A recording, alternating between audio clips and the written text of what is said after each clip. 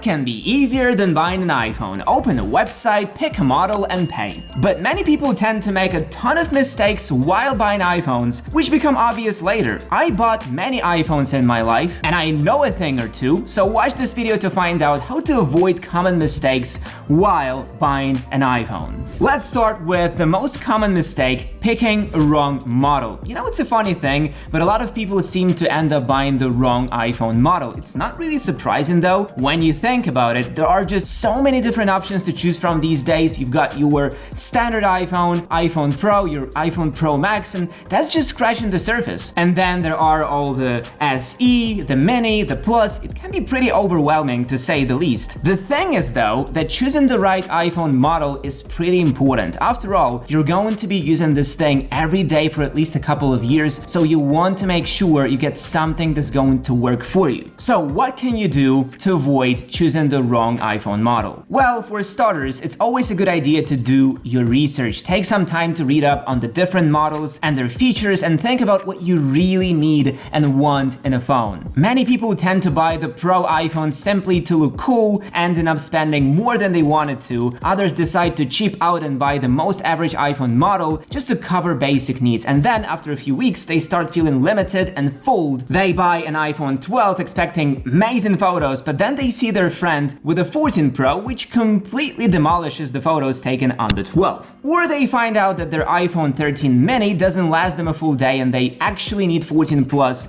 or even Pro Max. To avoid making this mistake, think twice about what you really want and need from a phone. It's also a good idea to go to a store and check out the different models in person, get a feel for how they look and feel in your hand, and try out some of the features to see how they work. This way you won't end up putting your brand new iPhone 14 Pro Max on Craigslist, attempting to sell it and buy a mini instead. So, you got the point, right? Alongside choosing the wrong iPhone, many people completely ignore selecting the right storage option. One of the biggest misconceptions that a lot of people have is that they can skimp on storage when buying a new iPhone because they can just use iCloud to store all of their photos, videos, and other data. Now, don't get me wrong, iCloud is definitely a useful tool for backing up and syncing your data across devices, but here's the thing, it's not a replacement of onboard storage. It can store your files, but accessing them won't always be easy. Let's take photos and videos for example. Since all of them are uploaded, there are only smaller, low-res versions on your phone. If you need those photos, the phone will have to download them to the device. Most of the time it works out fine, but what if you are off-grid? What if you don't have cellular? Yeah, you're screwed. Don't count on iCloud. It's just an addition to your main storage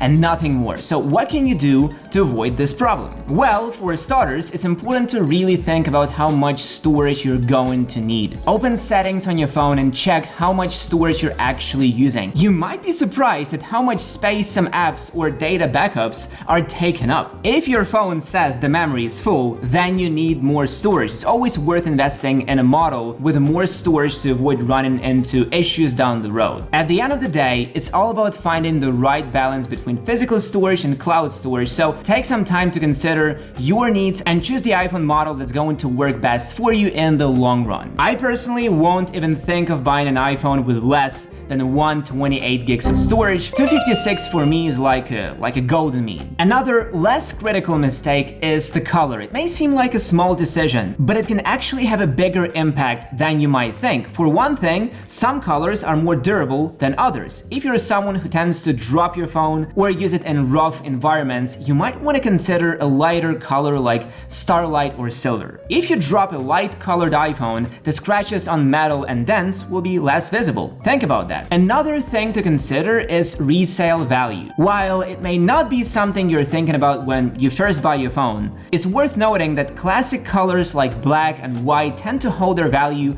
better on the used market. So if you think you might want to sell your phone down the line, it might be worth going with a more classic color to maximize your resale potential. Of course, at the end of the day, the color you choose is really a matter of personal preference. If you love bright, bold colors, by all means go for it. Just keep in mind that you may experience some discomfort later. Next, buying accessories from Apple right here and now. While it may be tempting to grab everything you need right there in the Apple Store, it's worth taking a step back and considering your options. First, they are not returnable. If you buy accessories in an offline store, you can't return them. So if you buy an iPhone and accessories, but later decide to return the phone, you will be stuck with those cases you bought. Another thing you may want to consider is the price. While Apple accessories are generally high quality and reliable, they also come with a premium price tag. Shopping around and comparing prices and features from other manufacturers could save you some money and give you more options to choose from. For example, the original MagSafe wallet is a cool thing, but there are other manufacturers that sell cheaper and even better variations of this concept. So don't be hasty and think twice, or postpone buying accessories for a week or two. Okay, now that we have new iPhones covered, how about used ones and refurbished ones? With such iPhones, there are far too many possible mistakes you can make. The first one being the poor state of the device. If you're buying a refurbished iPhone from Apple's website, you have nothing to worry about. Apple changes almost all components and you're basically getting a totally new iPhone. There may be one or two minor scratches, but that's all. The battery, the display, the sensors, that will be new. But if you're hunting for refurbished iPhones on Amazon, that's where you need to be extra careful. These iPhones can be refurbished by Amazon or a certified company and be only a tiny bit more used than the ones you can get straight from Apple, but the second category is seller refurbished. And here, the quality varies dramatically. Some sellers would use cheap aftermarket components, replace the original body with a cheap counterpart,